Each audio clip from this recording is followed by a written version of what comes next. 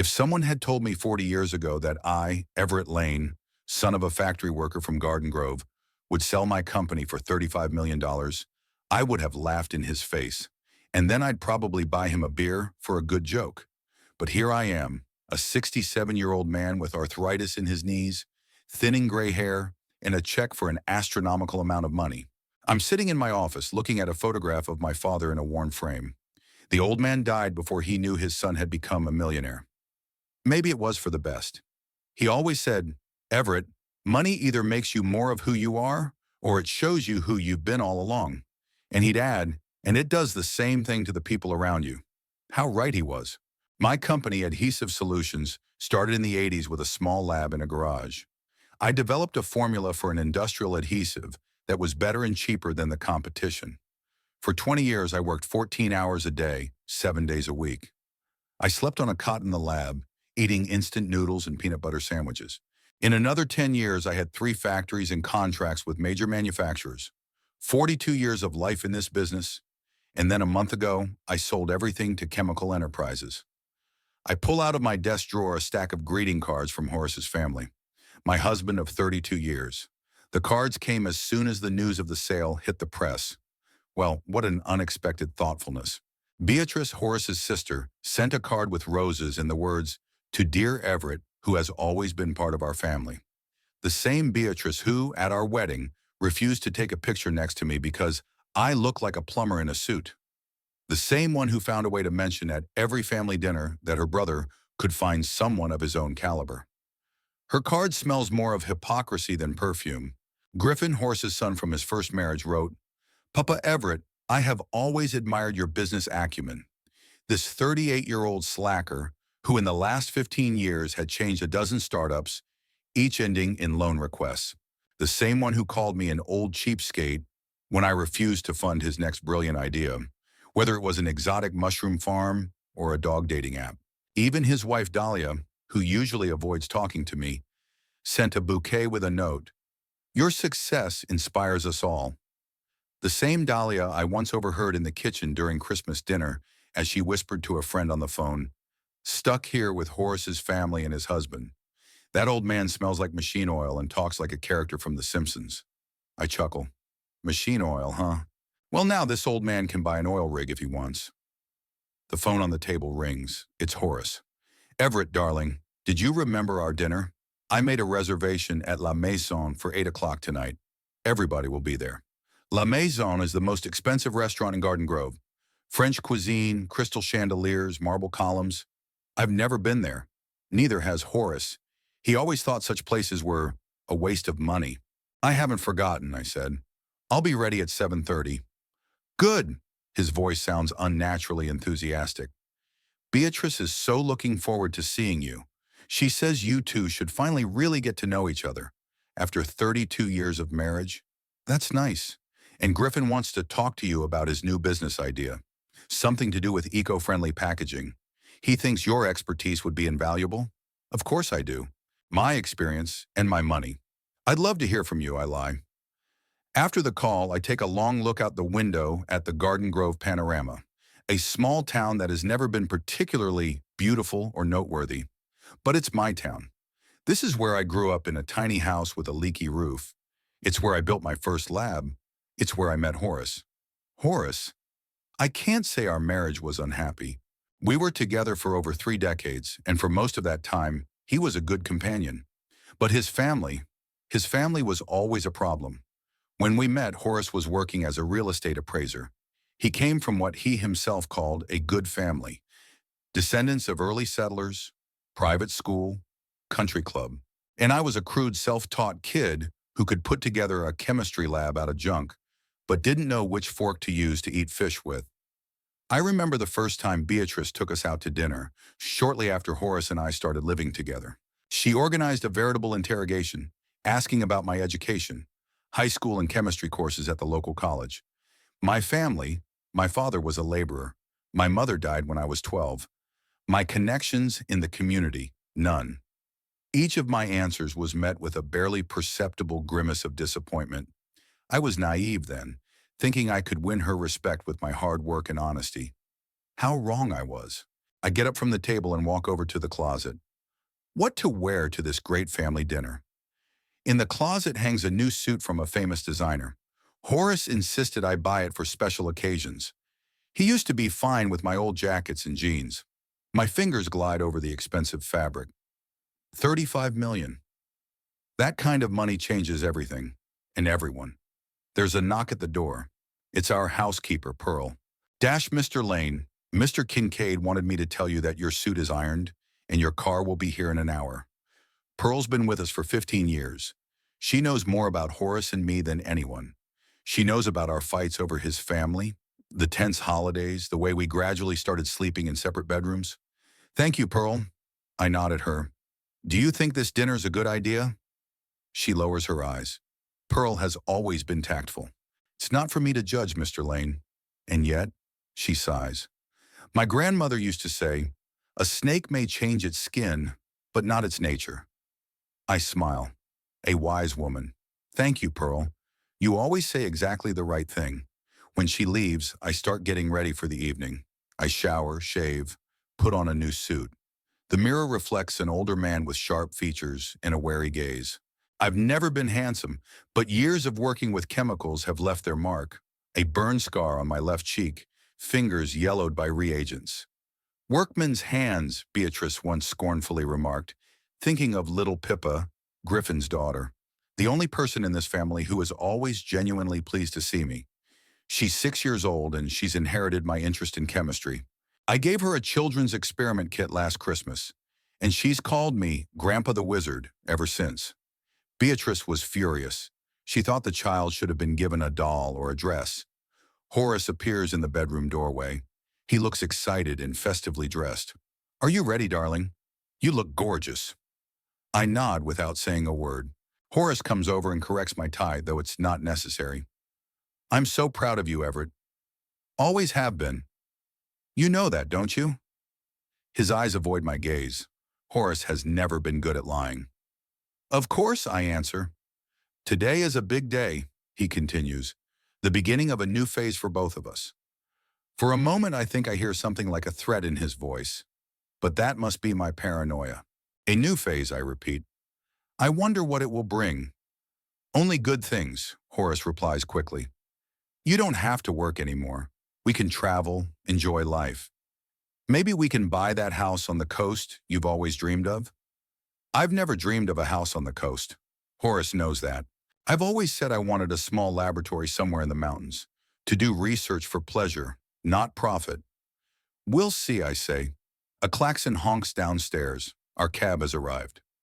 As we leave the house, I look back at my brainchild, the 2-story red brick building I bought when Adhesive Solutions started turning a serious profit. Not a mansion, but a spacious and cozy house built in the 1930s. Horace always thought it was old-fashioned and too plain, but I loved its character, the creaky floorboards, the stained glass windows in the living room, the wide veranda.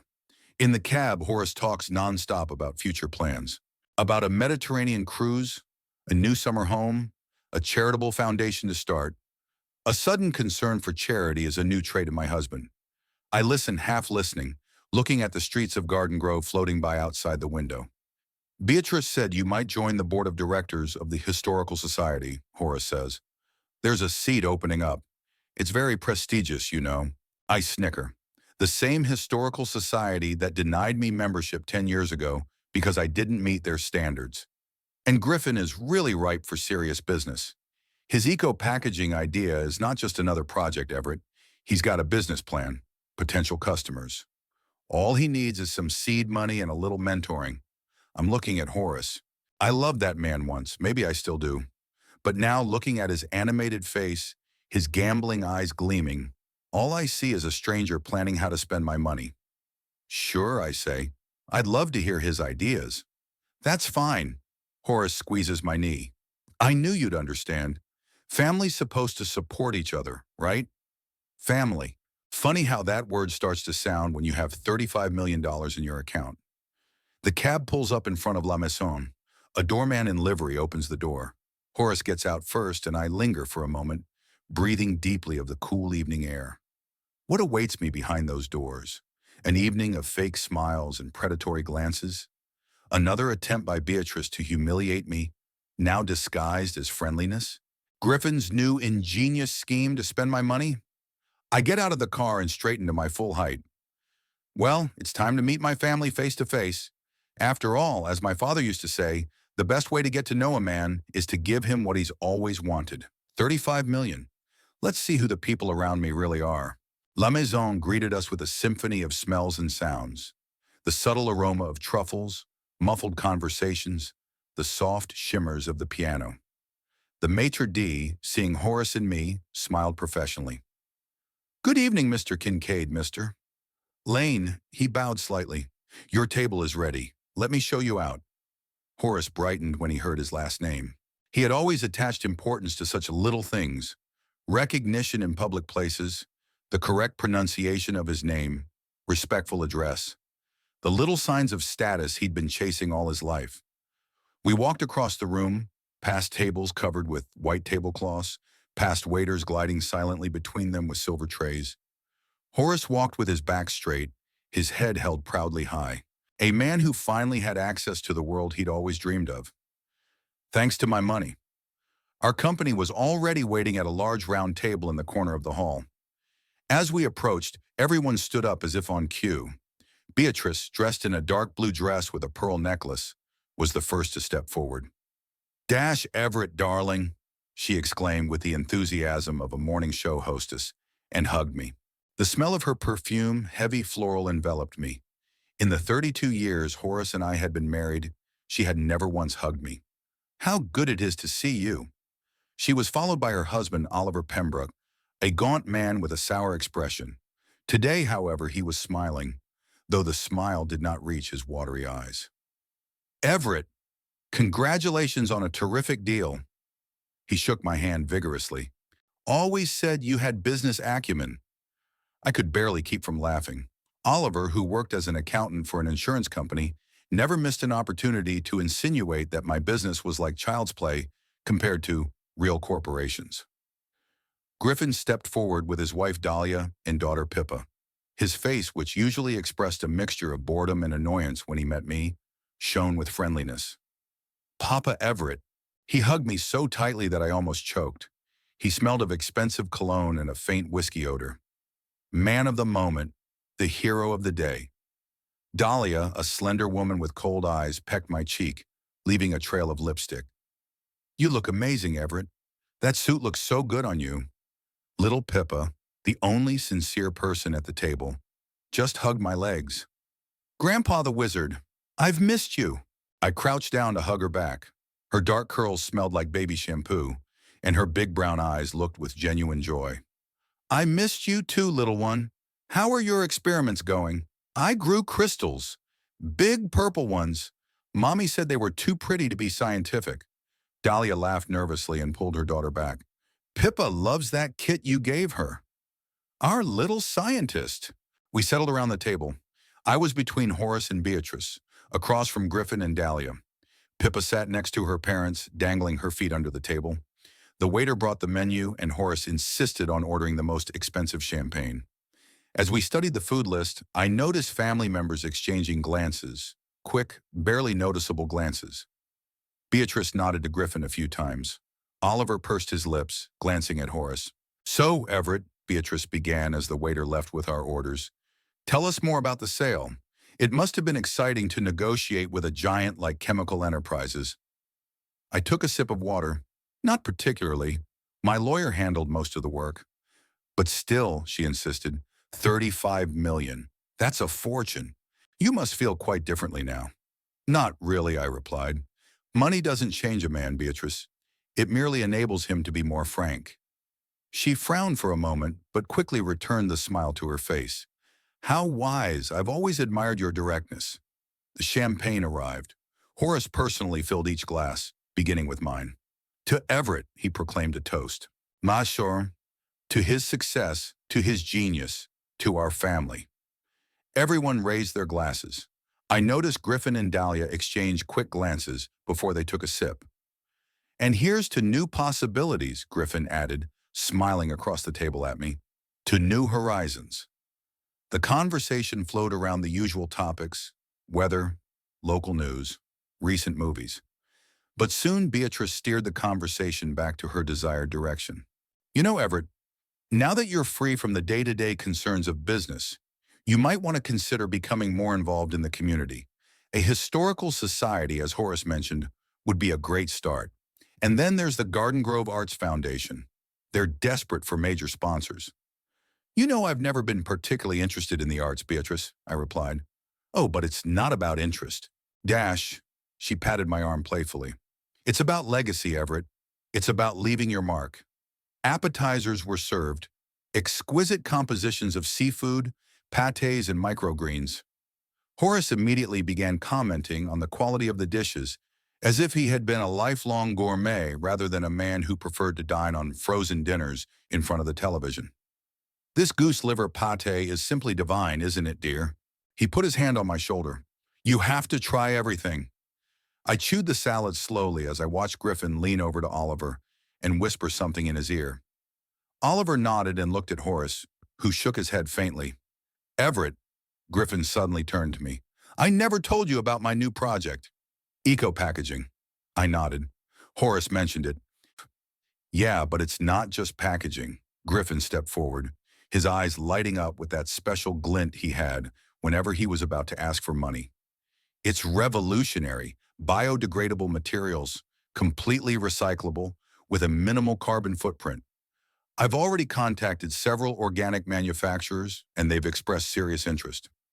Sounds promising, I said neutrally. You bet it is, Griffin smiled broadly.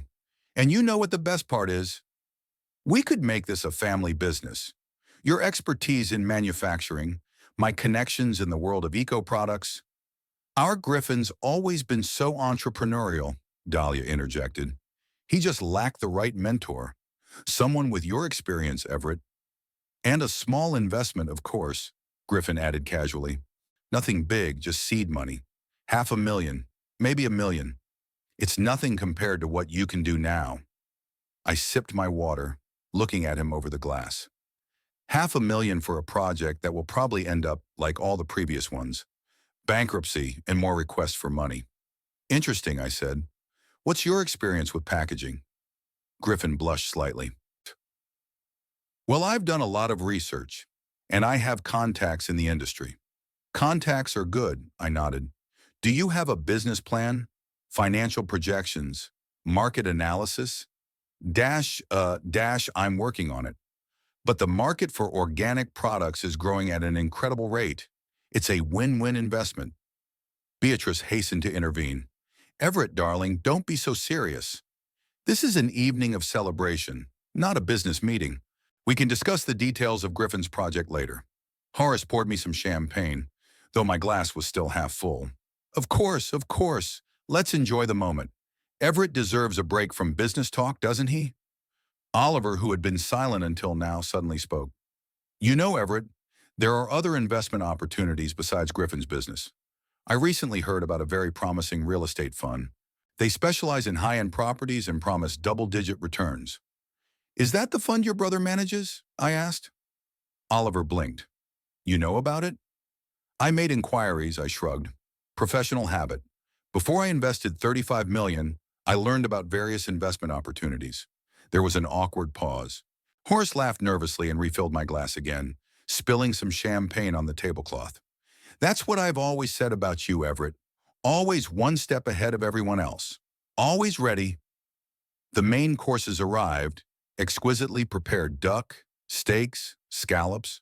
I ordered the simplest dish, grilled salmon. Horace looked disappointed with my choice. You could have ordered something more special, dear. We're celebrating today. I like salmon, I replied simply. Beatrice leaned toward me while the others were busy with their plates. You know, Everett, she said quietly, I always knew there was something about you. Even when we didn't quite understand each other, I could see your potential. You did? I raised an eyebrow. And I thought you saw me only as an uncouth upstart, unworthy of your brother. She flinched, but quickly regained her composure. Oh, Everett, that was so long ago. We all say things we regret.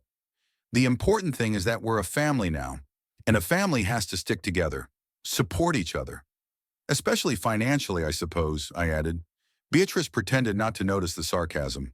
Of course, money isn't the most important thing, but it could help us all to become closer. For example, we could buy a big family vacation home, somewhere on the coast of Maine or in the mountains of Vermont, a place where the whole family could gather for the holidays. That's an interesting idea, I said neutrally. Horace, who kept his eyes on my nearly full glass, reached for the champagne bottle again. You hardly drink at all, dear. You don't like it? I can order something else. The champagne is fine, I replied. I just prefer to keep a clear head. On a night like this, Horace shook his head. You should relax, have fun. After all, you're a free man now. No worries, no problems. He filled my glass to the brim again. I noticed that he himself had barely tasted his drink. After dessert, dainty cakes and soufflés, Horace suggested dancing. At the far end of the hall, a small orchestra played a soft jazz tune. Ladies and gentlemen, Horace announced, standing up, I suggest we move to the dance floor. Beatrice, would you do the honors? Beatrice smiled and rose. It would be my pleasure, brother. Oliver offered his arm to Dahlia, and they too made their way to the dance floor. Griffin looked at me hesitantly. Daddy Everett, do you mind if I join them? I don't want to leave you alone, but… Go ahead, I said with a wave of my hand. I'll sit here with Pippa. Pippa, hearing her name, looked up from the coloring book the waiter had given her. Can I stay with Grandpa the Wizard? She asked her father. Griffin frowned but nodded. Okay, but behave yourself. Don't tire Grandpa Everett out. When the adults left to dance, I stayed at the table with Pippa. She continued to color the picture, occasionally glancing at her dancing parents. I noticed how the family members continued to exchange glances even though they were on the dance floor. Beatrice whispered something to Horace, who nodded and looked in our direction. Griffin, dancing with some strange woman, also kept his eyes on us. The waiter approached our table. Sir, can I get you anything else? Perhaps a brandy or a liqueur? No, thank you, I replied. Just water, please. And perhaps a milkshake for the young lady? The waiter smiled at Pippa. Yes, please, a chocolate one, Pippa exclaimed, pulling away from her coloring book. When the waiter left, Pippa moved closer to me. Grandpa Wizard, she said seriously, I want to show you something. She pulled a small vial of purple crystals out of the pocket of her dress. Ah, look, these are the crystals I grew. I wanted to give them to you. They're beautiful. I took the vial and held it up to the light.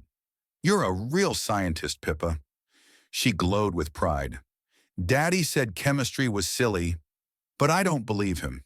You're a chemist, and you're not stupid. Thank you, little one, I smiled at her. And you're right. Chemistry isn't stupid. It's the science of how the world works. Pippa nodded and then suddenly leaned over to me and whispered, Grandpa, why does Daddy keep looking at your glass? I followed her gaze. Indeed, Griffin kept his eyes on our table as he danced, especially my champagne glass. I don't know, I answered. Maybe he wanted to make sure I liked the drink. Pippa frowned.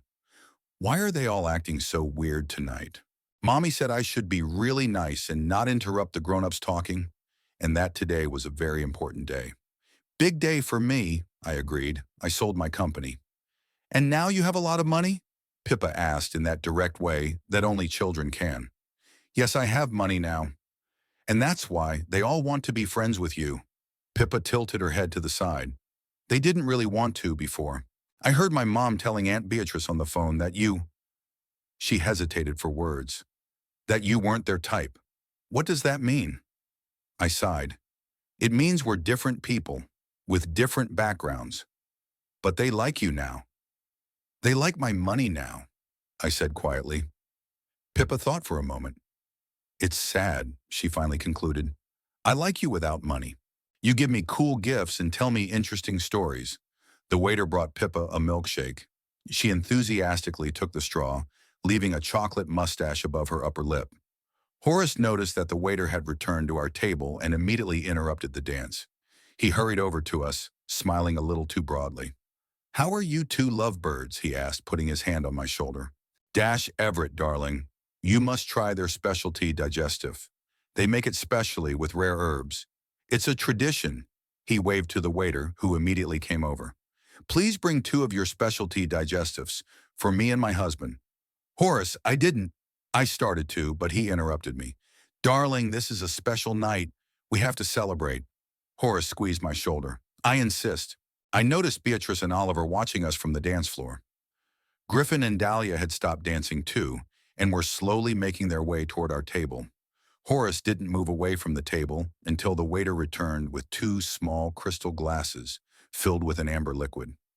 Your signature digestif, sir. The waiter placed the glasses in front of us. Excellent. Horace raised his glass. To a new chapter in our lives. I took my glass but did not raise it to my lips. Instead, I watched Horace take a big sip. He was smiling, but I could see sweat dripping down his forehead. Come on, darling, he encouraged me. Try it, it's divine. I continued to hold the glass without taking a sip. You know, Horace, I find it strange that you have barely touched your champagne all evening, and now you are so insistent on offering me this digestif. Horace laughed nervously.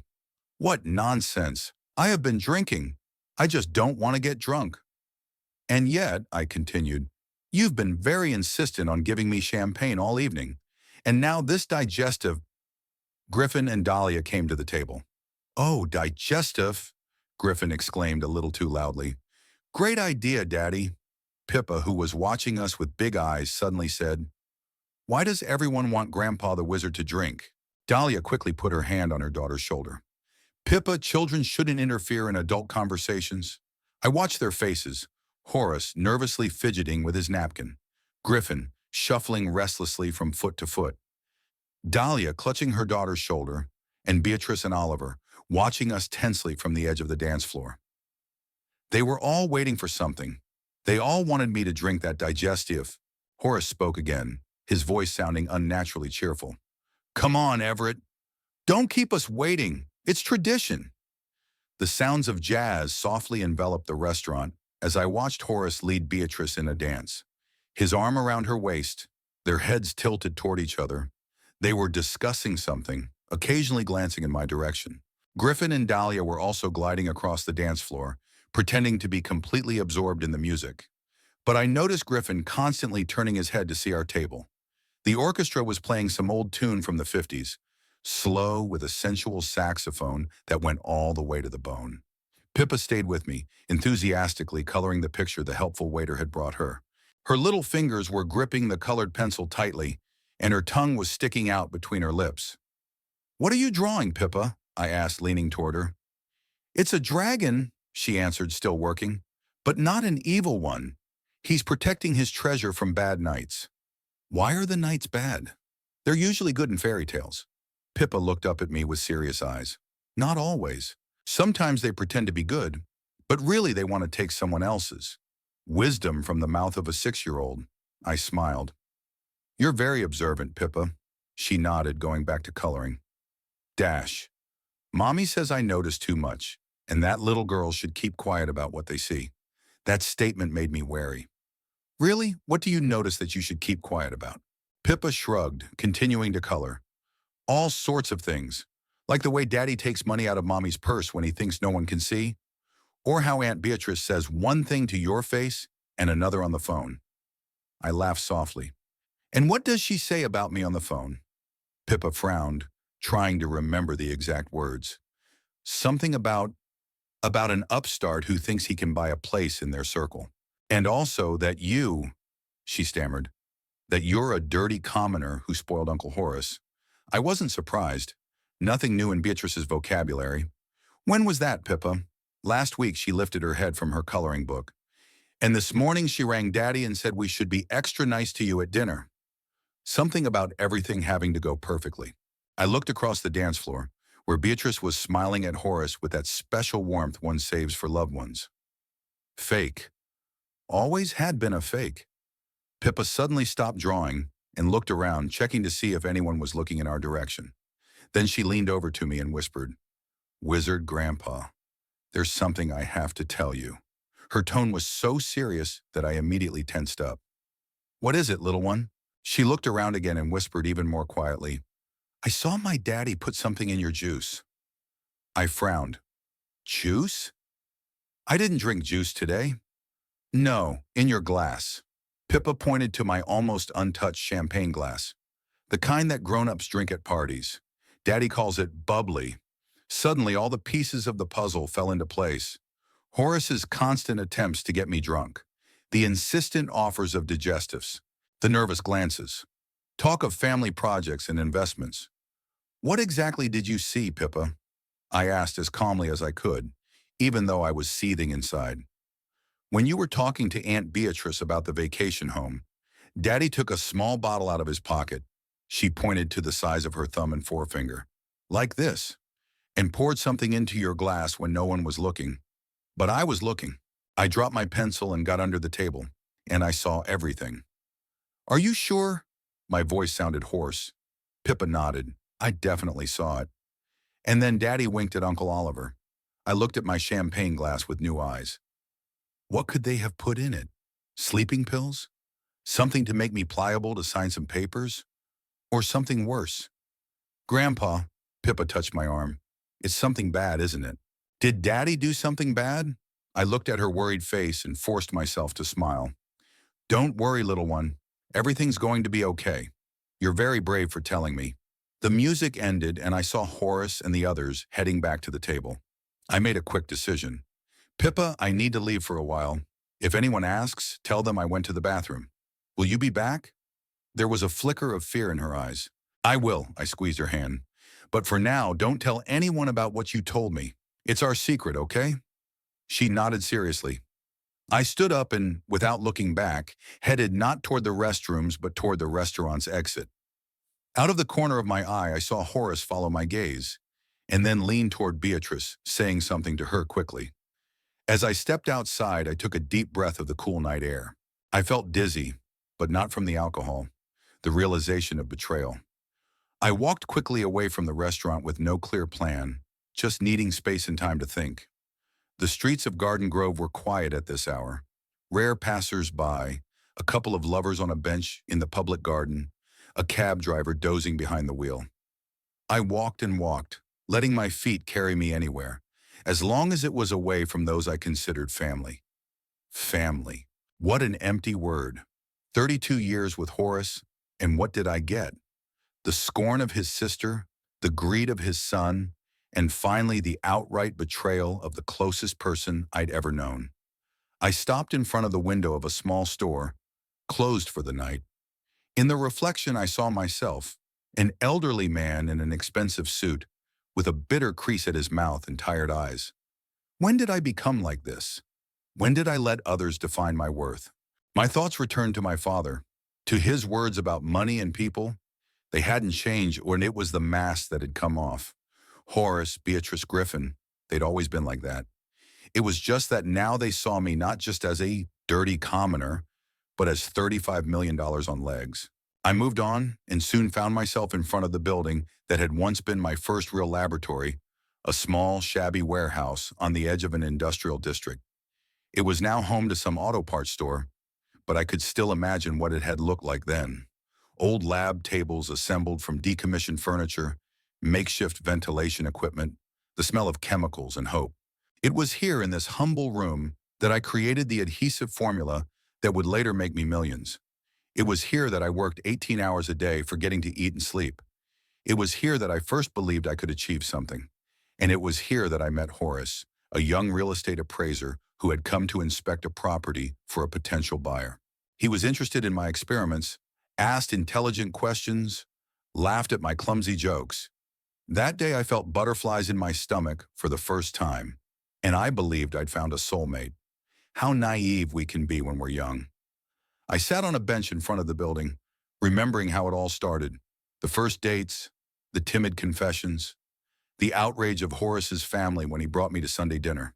Beatrice's face when she found out her brother was dating some chemist from the garage. Her attempts to introduce him to suitable men in their circle. But Horace chose me. At least that's what I thought at the time. Now I wondered, maybe he saw me as a potential source of income even then. Maybe all his admiration for my intelligence, my enterprise, was just a calculation. No, I decided, not everything was a lie. There were good years, there were sincere moments, but money changes everything. Or, as my father used to say, it shows one's true nature. The cool wind made me shiver. I glanced at my watch. Almost 30 minutes had passed since I'd left the restaurant. There's probably panic there by now. Horace is probably speculating about what I might have learned, what I might have realized. Griffin must be trying to find out from Pippa if she said anything to me. Poor Pippa, the only sincere person in that family of liars. I couldn't leave her there alone, under their pressure. I have to go back. But not just like that. Once upon a time, working on my first formulas, I learned one important thing. Sometimes you have to let a chemical reaction take its own path to see all its stages. Observe, record, analyze, and only then draw conclusions. I stood up from the bench, squared my shoulders, and made a decision. Time to go back to the restaurant, but with a definite plan. If they put something in my drink, then they had a purpose. Some plan that required my, shall we say, altered state. What kind of paperwork could they have prepared? A power of attorney? A loan agreement? A new will? The more I thought, the clearer the picture became. I could almost physically feel my mind, trained by years of scientific research, analyzing the situation, building hypotheses, planning the experiment. If they wanted to stupefy me, I'll let them believe their plan worked. I'll pretend to drink poisoned champagne, let them take me home, where no doubt there are some documents waiting for me to sign. And then I'll see what happens next. The chemist in me was intrigued by the upcoming experiment. The man in me was shattered by the betrayal. I turned toward the restaurant, clearly visualizing what I would do. First, I would feign a slight malaise, then a growing drowsiness. Let them think their plan was working. Let them show their cards. And then, when they're sure they've won, I'll teach them a lesson. 30 minutes after leaving the restaurant, I headed back with determination, ready to put my plan into action. Returning to the restaurant, I felt strangely calm, like a scientist preparing to observe an experiment. 35 years of working with chemical reactions had taught me to be patient and methodical. Now I was about to perform the most important experiment of my life, not with molecules, but with people I considered family. The maitre d' recognized me and tilted his head slightly. "Welcome back, Mr. Lane. Your family was very worried." "I'm sure they were," I replied with a slight smile. I had to clear my head a little. As I made my way across the hall, I noticed our table. Horace was looking around nervously, rubbing his napkin. Beatrice was saying something to him quickly with an annoyed look. Griffin and Dahlia were talking in low voices, glancing occasionally at Pippa, who was sitting guiltily and drawing with her head down low. When they saw me, the look of surprise on their faces quickly changed to one of ill-concealed relief. "Everett!" Horace jumped up from his seat. "Ashram, we were so worried. Where have you been?" "I went for a walk," I answered casually, sitting down in my seat. "I wanted to get some fresh air." "You could have warned us." Beatrice's voice was reproachful, but her eyes showed a different kind of concern. "We thought you were ill." "I apologize for the inconvenience," I smiled, glancing around the table. My champagne glass was still there, untouched. I just needed to clear my head. The last few weeks had been stressful. Pippa looked up at me and I winked at her. She faintly relaxed and went back to her drawing, but I could see that she was listening intently to the conversation. "Everett," Horace put his hand on my shoulder, "maybe we should go home. You look tired." "Not at all," I shook my head. On the contrary, the walk had cheered me up. "Why don't we order another glass of champagne?" "On me, of course." Horace glanced nervously at Griffin, but quickly pulled himself together. "Sure, if you want." "But you barely touched yours." He pointed to my glass. "Yeah, I thought it had a weird flavor." I looked at Griffin carefully as I said it. His face had gone noticeably pale. But maybe I was just imagining it. I called the waiter over and ordered a new bottle of champagne. As he left, I turned to Pippa. "What are you drawing, little one?" "A dragon," she replied, picking up her drawing. "He's protecting his treasure from bad people." "It's a beautiful dragon," I praised. "Very observant." Dahlia hastily intervened. "Pippa, dear, it's getting late. Maybe it's time for you to go to bed." "But I don't want to go," she protested. "I want to stay with my wizard grandfather." "Let her stay," I said gently. "I enjoy her company." Griffin cast a quick glance at Beatrice, who shook her head faintly. "All right," he agreed reluctantly, but not for long. A new bottle of champagne arrived. The waiter opened it and began filling glasses, starting with mine. I noticed Horace watching the process carefully, as if assessing whether my glass was full. Thank you. I nodded to the waiter. Leave the bottle on the table, and I'll refill it myself. When the waiter left, Horace raised his glass. To the reunion! We were so worried when you disappeared. Everyone raised their glasses. I raised mine too, but only pretended to drink, barely wetting my lips. Then with a smile, I set my glass on the table. So, I looked at Griffin. You wanted to tell me about your business project? About eco-packaging? Griffin flinched, clearly not expecting the subject to come up again. Yes, but maybe this isn't a good time. It's late, and, on the contrary, I interrupted him. On the contrary, I interrupted him. I'm clear in my head, and I'm ready to listen to your ideas. Griffin cast a panicked glance at his father, who nodded imperceptibly. Tenny, well it's a revolutionary idea, he began stammering. Environmentally friendly packaging materials that completely decompose in a matter of months. No harm to nature, no plastic in the oceans. While he was talking, I noticed Horace carefully moving my glass closer to me. I pretended not to notice but smiled inwardly. The plan was starting to work. Sounds interesting, I said as Griffin finished his rambling speech. How much do you plan to invest in this project? Well, I was thinking, Griffin hesitated, maybe $1 million or $1.5 million. That's not much for a startup in this field. $1.5 million, I repeated thoughtfully. And you're sure you can handle that kind of budget, considering your previous projects? Griffin blushed. That farm project doesn't count. No one could have predicted there'd be a drought, and the dog app was just ahead of its time. Of course it was, I nodded. Everybody has failures. Beatrice interjected. Everett, dear, maybe we shouldn't discuss business at dinner. It's a holiday. You're right, I agreed. Sorry, Griffin. We'll discuss your project another time. A more appropriate. I noticed Horace and Beatrice exchanging tense glances. Something in my tone alarmed them. Pippa, who had been watching the adults all this time, suddenly asked, Grandpa, why aren't you drinking? Daddy said adults always drink on holidays. Griffin jerked as if electrocuted. Pippa, don't interrupt the grown-ups. It's okay, I smiled at the girl. I'm just not really thirsty right now. Abby! And Daddy said you would definitely drink, Pippa continued, ignoring her father's warning look. He told Uncle Horace that you'd drink enough to… Pippa! Dahlia interrupted her daughter sharply. Stop this at once. The tension at the table was almost palpable. I could see Griffin clench his fists under the table, Horace rubbing his napkin nervously, Beatrice's lips tightening. The moment had come. I slowly raised my glass, looked at it against the light, then shifted my gaze to Griffin. You know, I've always had an eye for detail, a chemist's professional habit, noticing the slightest changes in composition, texture, odor.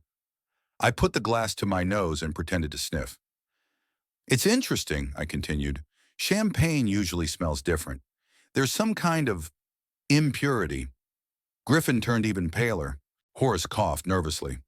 Darling, you're exaggerating. It's just good champagne. Perhaps. I set the glass on the table. But I'd rather switch with you. Would you mind? Without waiting for an answer, I deftly switched our glasses, taking his almost full one and placing mine in front of him. Cheers! I raised Horace's glass. Horace froze, looking at the glass in front of me, then at the one that was now in front of him. His face took on a strange gray hue. Everett, I don't think… What is it? I acted surprised. Don't you want to drink to my health?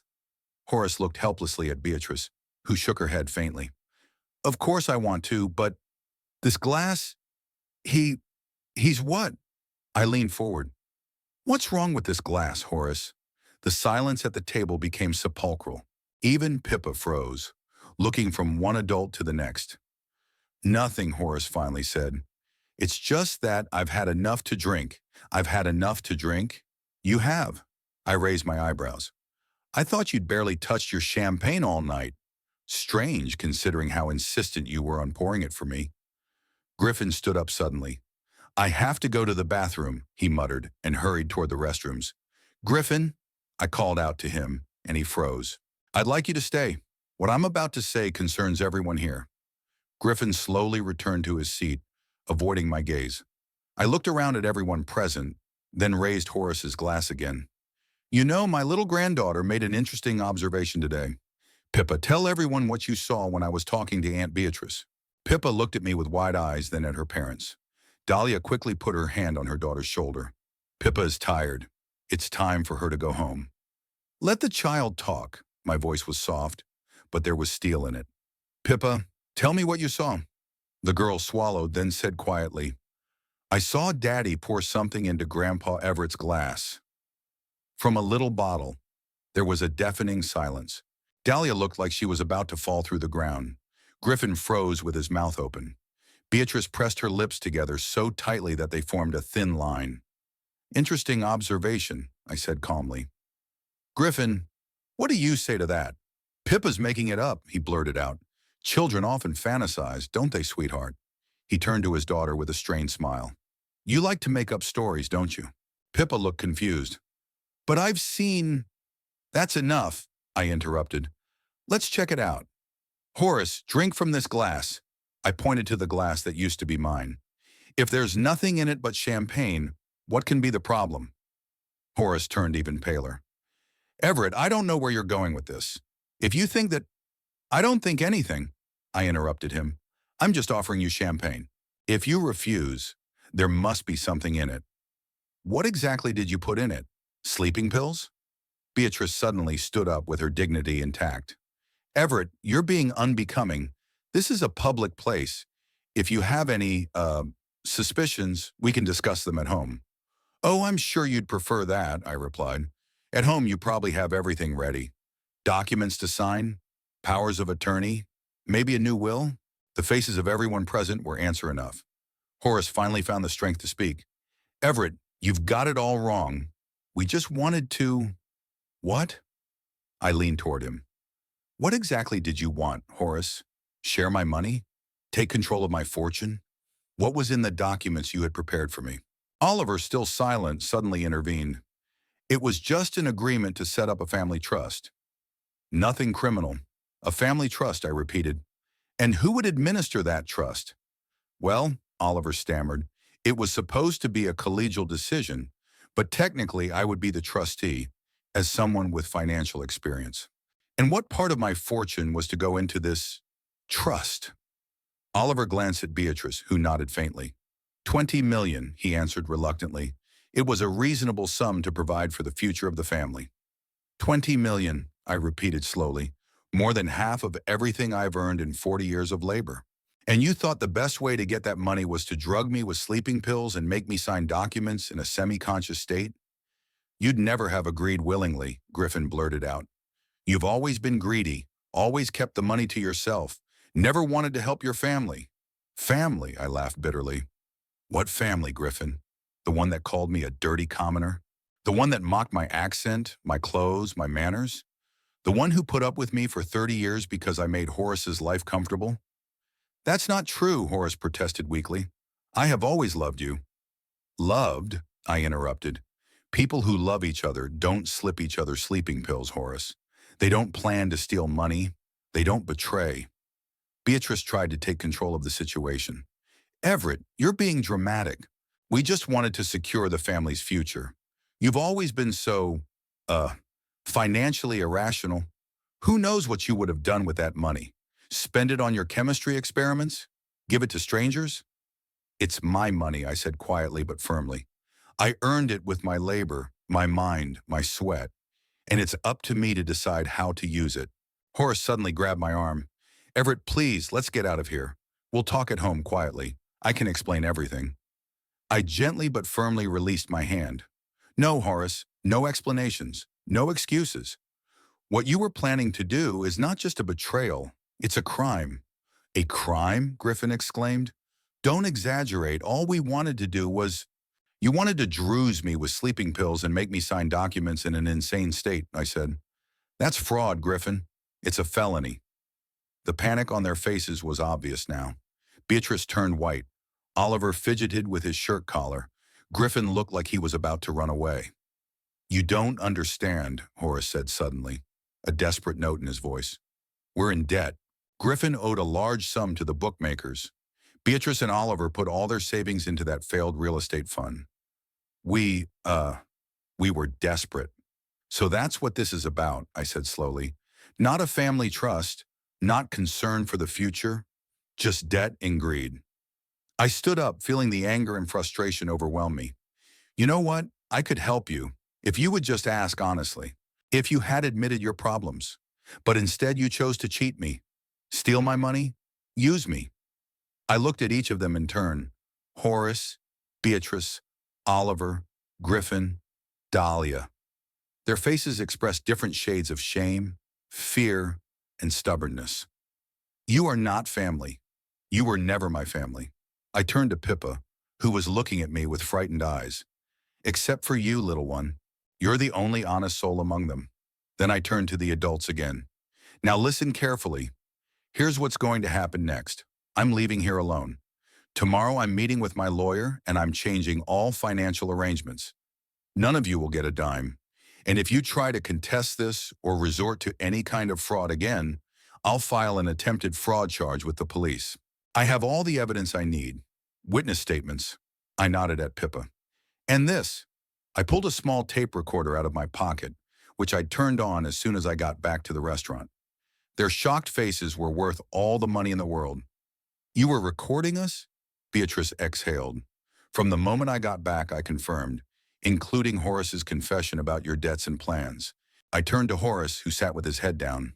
32 years, I said quietly. 32 years I've been by your side, supported you, loved you, and this is how you repaid me. Horace looked up at me, his eyes full of tears. Everett, please. No, I shook my head. It's over, Horace. I'm filing for divorce. And believe me, after today, you'll get nothing of my fortune. I turned to leave but stopped and looked at Pippa again. Pippa, you're a good girl. Thank you for telling me the truth. Don't ever let them convince you that honesty is a bad thing. Then I looked around at the others. You tried to steal my money, but you know what the worst part is? You stole my trust, my faith in my family, and that's the one thing you can't get back. With those words, I turned and walked toward the exit, leaving behind a table full of ashamed and shocked people I once called family. The morning was cold and gray. I woke up in the guest bedroom of our house, the same one where rare visitors slept and where Horace had moved his things a few years ago, when we had tacitly stopped sharing a marital bed. Last night, after returning from the restaurant by cab, I'd gathered the necessary papers in the study and locked myself in there, ignoring Horace's complaining knocks on the door and his pleas to just talk. Now, looking at the frowning sky outside the window, I felt a strange emptiness. Not pain, not anger, just emptiness, as if, along with the illusion of family, a part of my soul had been taken out of me.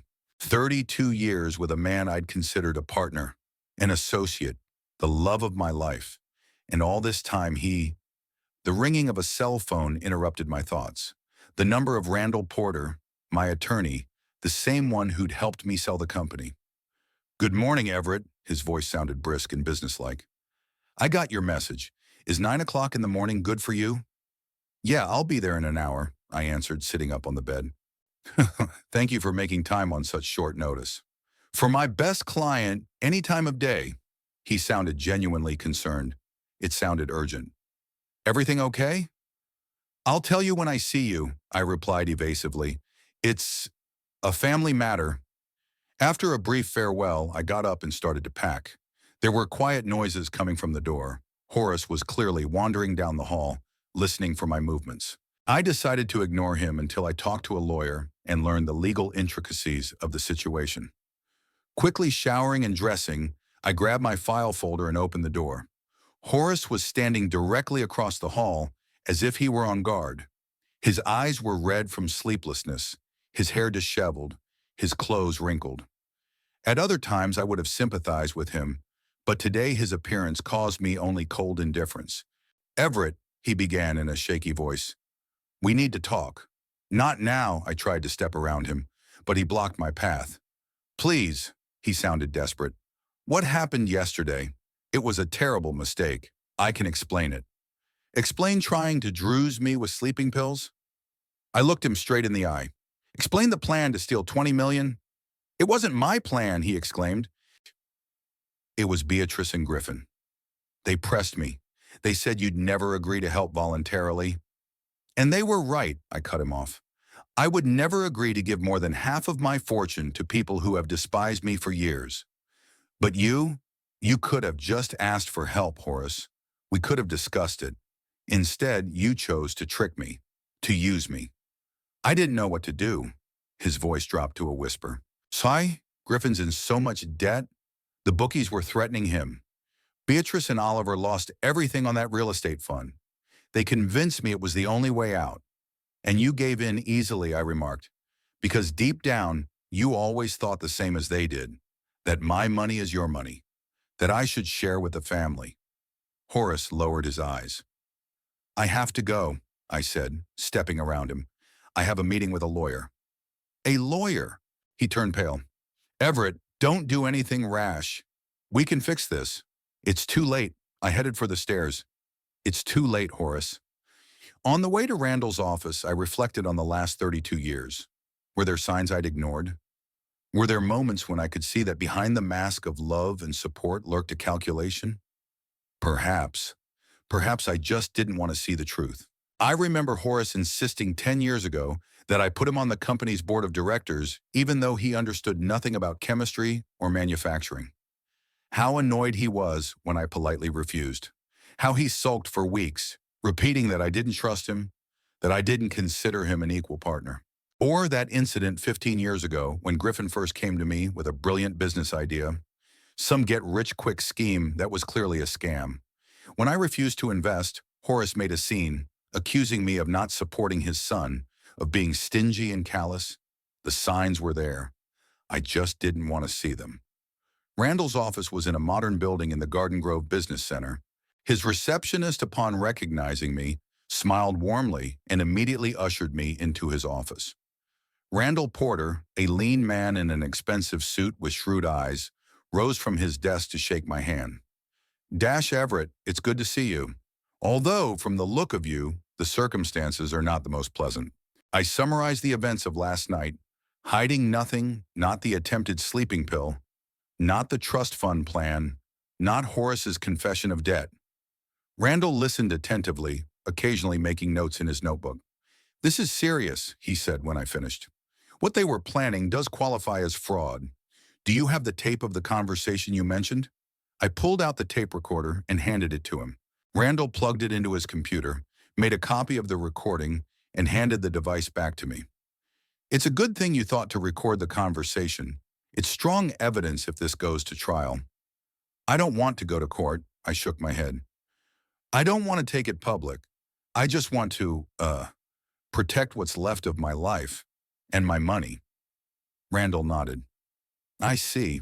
In that case, we need to review your will, powers of attorney, and any joint accounts with Horace immediately." He opened my file folder. "Let's see what we have." He started flipping through the files. "Okay, the last will and testament from the year 2000. You leave 50% to Horace, 30% to Griffin, 10% to Beatrice, and 10% to charity." I shuddered. 25 years ago, it seemed like the right thing to do. Family is family, I thought then. "We need to change things," I said firmly. "Absolutely," Randall agreed. "But first, I need to show you something. I didn't want to talk about it before, because I thought it was a family matter. But in light of recent events," he pulled another folder out of his desk drawer. "These are copies of the requests that had come in from Horace, Beatrice, and Griffin over the last few years." He spread the documents out in front of me. I saw letters, emails, requests for information about my finances, attempts to access company accounts. Some dated back 10, 15, even 20 years. Had they been trying to gain control of my money all this time? My voice sounded muffled. Randall nodded. "I'm afraid so. Horace made regular inquiries about your financial condition, about the possibility of becoming a co-borrower on your accounts, about amending your corporate documents. We always turned them down because we didn't have the proper instructions from you. I looked through the documents, and each new sheet was like a blow to the head. A letter from Beatrice dated 2,000 years ago, demanding information about my assets because she was Horace's next of kin. A request from Griffin from 5 years ago for inheritance rights to a share in the company.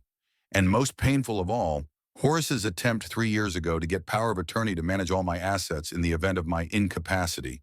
Why didn't you ever tell me about this? I asked, feeling a cold rage growing inside.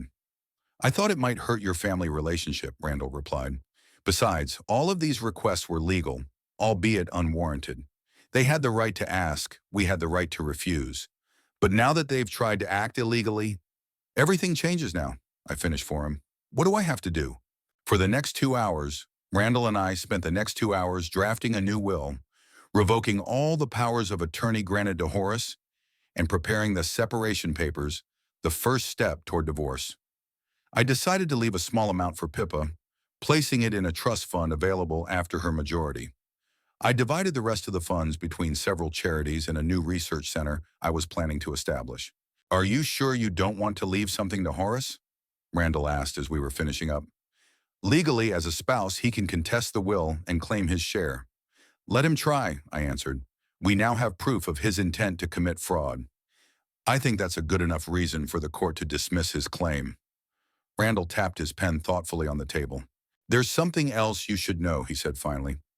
We did our standard due diligence before the sale of the company, and we found some discrepancies in the financials.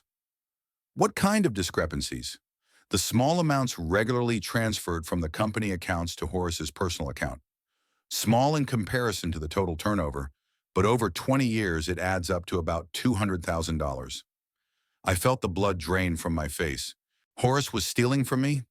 Technically, yes, Randall nodded. Although he had access to some of the accounts as your spouse, the transfers weren't authorized by you and weren't declared as family expenses. I closed my eyes, trying to deal with a new wave of pain and betrayal. Why didn't you tell me about this sooner? I was going to, Randall answered. But then the final stages of the sale of the company began, and you were so busy. And the amount, compared to the total value of the deal, was insignificant. Insignificant, I repeated bitterly.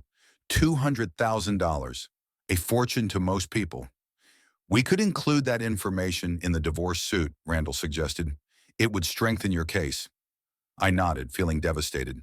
Do what you think is right. I just want this to be over as soon as possible. By noon, all the necessary paperwork had been prepared. I signed the new will, the revocation of powers of attorney, and the separation statement. Randall promised to file the papers with the court today. What about your shared house, he asked. Do you want to stay there or move, I wondered. The house in Garden Grove had been mine before I met Horace. I'd bought it with the first serious money from the company, but now the thought of staying under the same roof as the man who had betrayed me was unbearable. I'll find another place to live, I decided. Horace could stay in the house until the divorce was finalized. Then I would sell it. As I left Randall's office, I felt a strange relief. It was as if the heavy weight I had been unknowingly carrying for years had finally been shed. I decided to have lunch at a small cafe nearby to collect my thoughts before the inevitable conversation with Horace.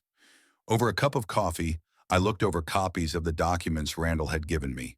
Requests, letters, attempts to gain control of my money. All these papers told a story of years of manipulation and lies. A story I didn't see because I didn't want to see. When I got home, it was after 3 in the afternoon. Horace was waiting in the living room, pacing nervously around the room. When he saw me, he rushed toward me. Everett, finally! I've been calling you all day. I turned the phone off, I answered, walking past him and sitting down in the chair. We need to talk, Horace. He sat down across from me, his hands trembling. Yes, of course, I want to explain. No, I interrupted him. I'll talk first, and you can listen. I pulled out copies of the documents and spread them out on the coffee table. 20 years, Horace. 20 years you've been trying to get control of my money. Requests to my attorney, attempts to co-borrow on bills, powers of attorney, all behind my back. He turned pale as he looked at the documents. Yeah, I just wanted to keep us safe. $200,000, I continued, ignoring his words. Adrian, that's how much you've stolen from the company over the years. In small amounts, thinking I wouldn't notice. That's not stealing, he exclaimed. It was our joint money. I had the right. You had no right, I cut him off. That money belonged to the company, not to me personally. and certainly not to you. What you were doing was embezzlement. Horace lowered his head. And finally last night, I looked him straight in the eye. The pinnacle of your betrayal. The sleeping pills in my glass. The plan to get me to sign the papers in a semi-conscious state. Tell me, Horace, when exactly did you stop loving me and start seeing me only as a source of money? I've always loved you. There were tears in his eyes. Yes, I made a terrible mistake. Yes, I gave in to Beatrice and Griffin's pressure, but I never stopped loving you, Everett. Love doesn't look like that. I shook my head. Love is honesty, trust, respect. I don't see any of those things in your actions. I pulled an envelope out of my pocket and placed it on the table. Here are the separation papers. The first step toward divorce. I've already signed them. Horace looked at the envelope as if it were a snake ready to bite. Divorce? Everett, you can't. 32 years. 32 years of lies, I finished for him. More than enough, don't you think? Where will you go? He asked quietly. I've rented an apartment, I answered. I'll move in tonight. You can stay in the house until the divorce is finalized. Then I'll sell it. And my share? There was a note of calculation in his voice that I hadn't noticed before, or didn't want to notice. What share, Horace? I grinned bitterly. The house was bought with my money before we were married. It had always been in my name only. I know, but I've lived here for 30 years. Invested so much labor. The renovations I paid for. In the garden maintained by the gardener I pay. I shook my head. Don't trouble yourself, Horace. Your lawyer will explain the legal intricacies to you. I stood up, signaling that the conversation was over. I'll pack my things and leave in a couple hours. Please don't try to stop me. Horace stood up too, his face contorted with anger and despair. You can't just leave, after everything that's happened between us. Yes, I made a mistake, but I deserve a second chance. A second chance? I looked at him puzzled. Horace, you tried to cheat me out of my money. That's not a mistake. That's a crime. And it was just the culmination of 20 years of manipulation and lies. It was all Beatrice, he exclaimed. She was always pressing me, always telling me that I must take what was rightfully mine. And you listened to her, I remarked. All these years you have listened to her, not to your conscience.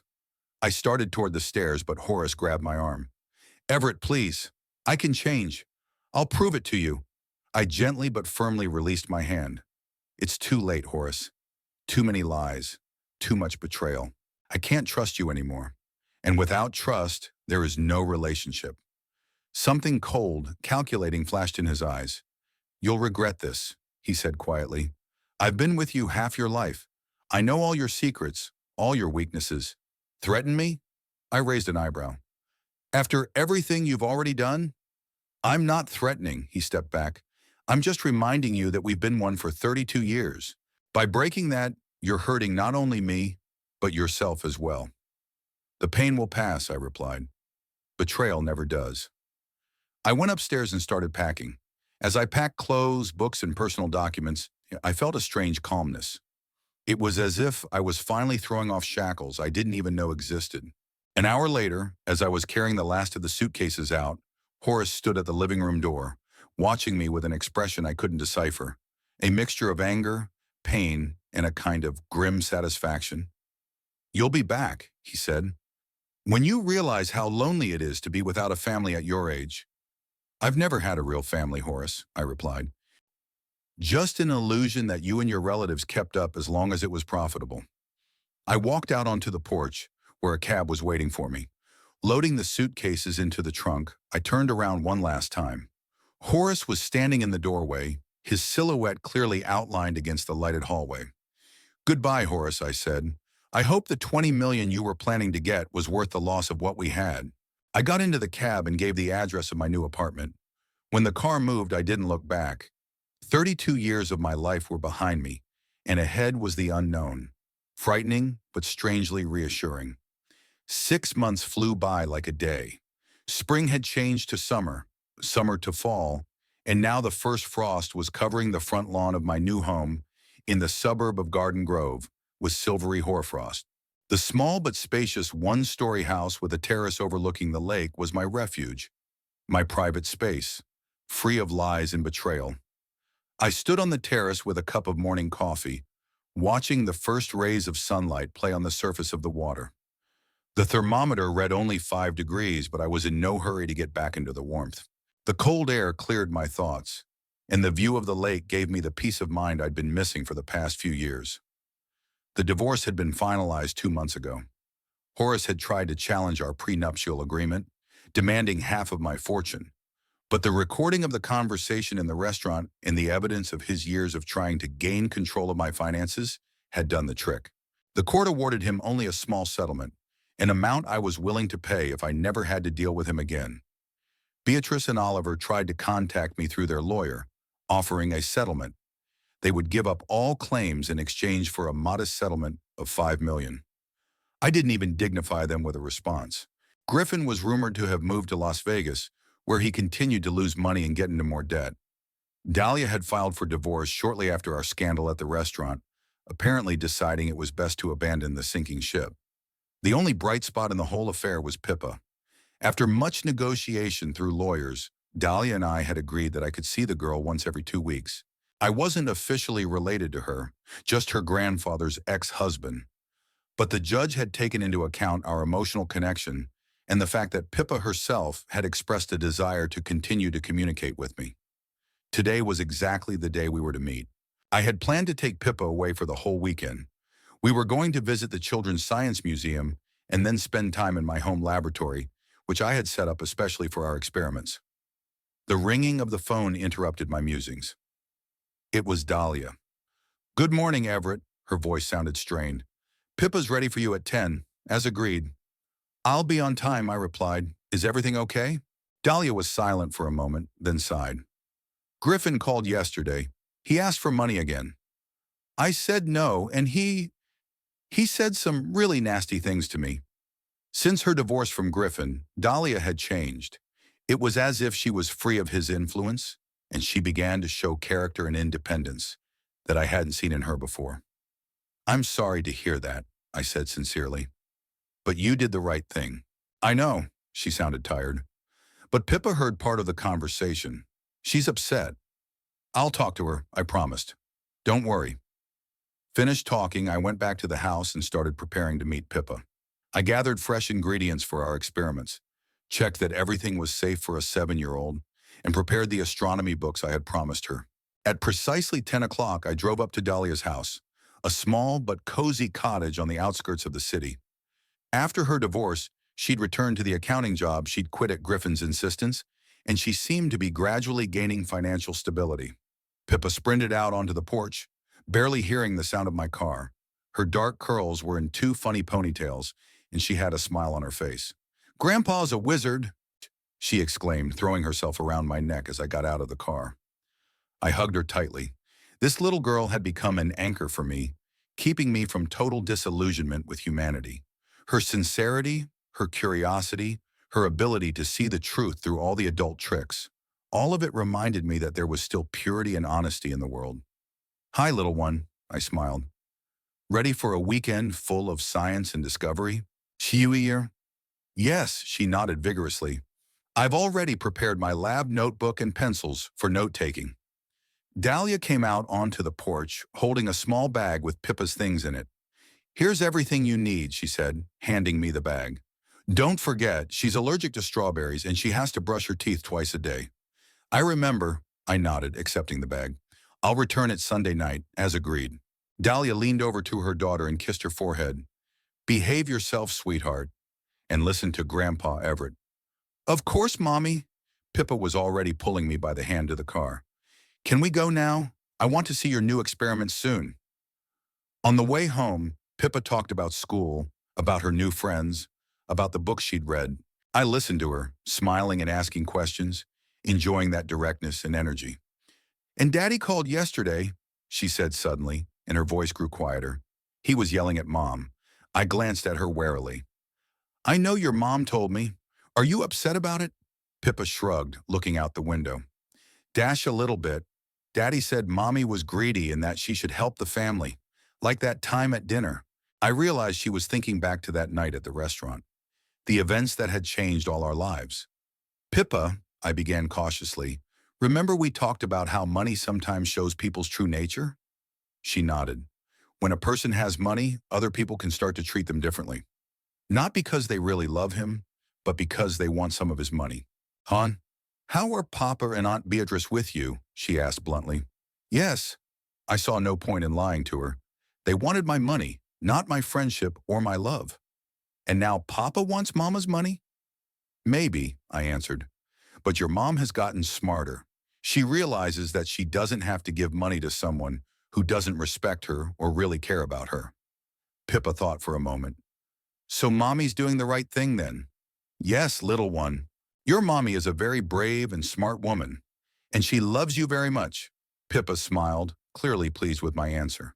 Are we going to make a volcano out of baking soda and vinegar today?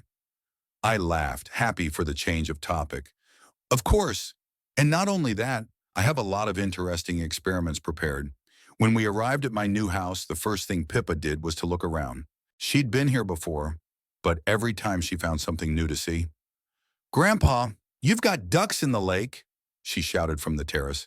Can I feed them? Sure. I took a bag of bread out of the kitchen. Just don't get too close to the water.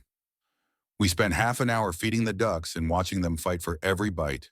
Pippa laughed as the biggest duckling chased the others away, and then the small but nimble duckling managed to grab the bread out from under his beak. They're like people, she said suddenly. The big ones think they can push everyone around, but the little ones are sometimes smarter. That's a very wise observation, I nodded. In life, it's not always the strongest who wins. Often the smartest, the most persistent, or the most honest wins. After lunch, we went to the Science Museum. Pippa ran excitedly from one exhibit to the next, asking a million questions and listening intently to my explanations. She was especially impressed with the planetarium, where we watched a show about distant galaxies. When I grow up, I'm going to be an astronomer, she said as we left the museum. Or a chemist like you. Or both. You can be anything you want to be, I smiled. You have a very sharp mind. In the evening after dinner, we set up in my home laboratory. I had equipped one of the rooms with simple but good quality instruments adapted for children's use. There was a microscope, a set of chemical reagents, safe of course, a collection of minerals, a herbarium, and more. We did some simple but effective experiments. We created a lava lamp from oil, water, and fizzy tablets, grew crystals, watched chemical reactions that changed the color of liquids. Pippa recorded all the observations in her science notebook, making funny childish drawings next to the notes. Grandpa, she asked as we finished the last experiment, are you happy now? The question caught me off guard. Why do you ask, little one? Because you often looked sad before, she answered, looking at me seriously. Even when you smiled. And now you're smiling for real, I wondered. Am I really happy? After everything that had happened, after the betrayal, after the collapse of the illusions I'd cherished for 30 years? You know, Pippa, I began slowly, happiness is a complicated thing. Sometimes we think we're happy because we have the things that should make us happy: family, home, money. But then we realize that real happiness is when you can be yourself, when you are surrounded by people who really love and respect you, not pretend. And now you can be yourself? She asked. Yes, I nodded. I can be me now. And yes, I'm happy, especially when you come to visit. She brightened up and hugged me tightly. Before I went to bed, I read her a book about space exploration. Pippa was lying in her room, a small but cozy bedroom that I had decorated especially for her, with a star map on the ceiling and shelves full of books and toys. Grandpa, she mumbled sleepily when I finished reading, I'm glad you're my wizard grandfather, even if we're not real relatives. Sana, I'm glad too, little one, I replied, kissing her forehead. Sometimes the most important connections aren't the ones given to us by blood or law, but the ones we make ourselves with our hearts. She smiled and closed her eyes. After a minute, her breathing became even and deep. She was asleep. I quietly left the room and returned to the terrace. The night was clear, and the stars reflected in the dark water of the lake. 6 months ago, I thought my life was over. That the betrayal of Horace and his family had broken something important inside me, something that could no longer be repaired. But time passed, and I slowly found new meanings, new joys. I started working on creating a research center where I plan to invite young, talented scientists.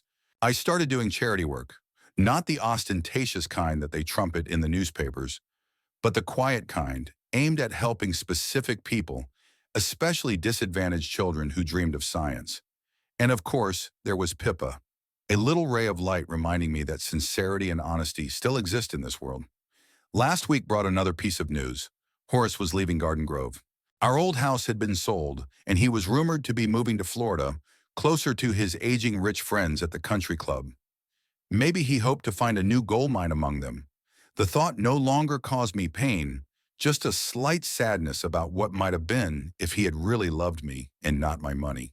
Beatrice, I heard, was still working at the IRS and still complaining to anyone who was willing to listen about the sneaky cheater who broke her brother's heart. Funny how people can twist reality to justify their unsavory actions. There were various rumors about Griffin, that he was getting rich on some new business, that he was on the verge of bankruptcy, that he was trying to get back with Dahlia. The truth was probably somewhere in the middle. He continued his path of perpetual failure, blaming everyone around him for his own problems. I sighed and looked up at the stars. When I was young, I dreamed of becoming an astronomer, but life led me to chemistry. However, I had no regrets. Science had given me not only wealth, but also the ability to see the world as it was, to analyze facts and draw conclusions without letting my emotions cloud my mind. This ability ultimately saved me from even greater losses. If I hadn't noticed the odd behavior of the family that night at the restaurant, if I hadn't paid attention to Pippa's words, who knows how many more years I would have spent under the illusion that I had a loving family? Tomorrow, Pippa and I will spend the day on the lake. I promised to teach her how to drive the little boat I recently purchased. Then we'll make pizza, her favorite meal, and watch a documentary about the underwater world that I picked out especially for her. And on Sunday, I'll drive her back to Dahlia's place, and we'll make our next appointment. Maybe next time I'll show her the new lab at the research center. The first floor is almost finished. I smiled, thinking about the future. Yes, much had been lost, many illusions shattered. But life went on, and there was still room for discovery, for joy, for real, sincere relationships. After all, as I told Pippa, sometimes the most important connections are not those given to us by blood or law, but those we make ourselves, with our hearts. And though I lost the family I thought I had for 32 years, I gained something more valuable, the freedom to be myself, and the realization that true family is not necessarily those to whom you are bound by marriage or blood. Sometimes it's just people who see the real you and love you for who you are. With that thought in mind, I walked back into the house feeling strangely peaceful. A new chapter of my life was just beginning, and I was ready to write it on my own terms, without manipulation or betrayal, with honesty and an open heart.